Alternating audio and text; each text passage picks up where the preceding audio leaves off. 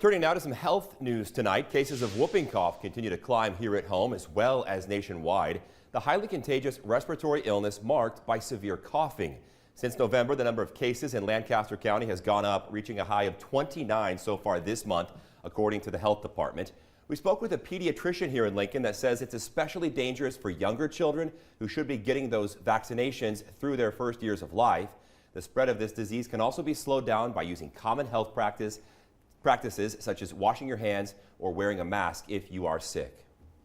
When you're wearing a mask, you're not spewing those droplets into the air. And so it has been increased recently, particularly compared to the last couple of years.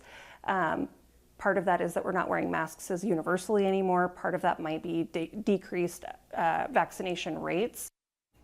So another disease being closely watched right now, the measles, after an outbreak in Texas this month resulted in the first U.S. measles death in 10 years.